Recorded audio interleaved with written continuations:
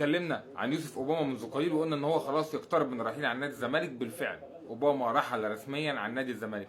اوباما في الوقت الحالي اللي بكلمكم فيه متواجد باحد الفنادق الكبرى بالقاهره وبيوقع رسميا لنادي بيراميدز. بيراميدز يضم يوسف اوباما في صفقه انتقال حر. اوباما لاعب نادي الزمالك واحد كباتن النادي ينتقل رسميا لبيراميدز. كان عنده عرض قوي من المصري وكان بيفكر فيه وكان يقترب جدا من المصري، ولكن دخول بيراميدز في الخط خلى اوباما يغير وجهه نظره، واللاعب سيكون لاعبا في صفوف بيراميدز الموسم الجديد.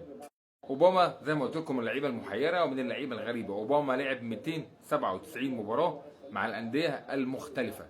اوباما احرز 62 هدف و31 اسيست.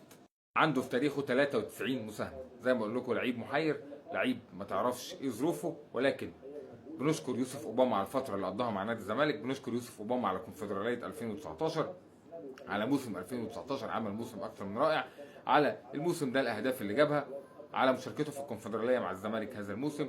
لعيب مهم. مشاركته في السوبر الافريقي، لعيب ليه محطات كويسه جدا مع نادي الزمالك، ولكن لكل شيء نهايه. اوباما يرحل عن الزمالك. بالتوفيق ليك مع بيراميدز. لعيب مهم، ابن النادي، ما حدش يختلف انك زملكاوي، ولعيب كنت لعيب في فتره من فترات مهمه جدا لنادي الزمالك، ولكنها سنه الحياه صديقي. بالتوفيق يا اوباما في مشوارك القادم باذن الله، وبالتوفيق طبعا لنادي الزمالك في اللي جاي.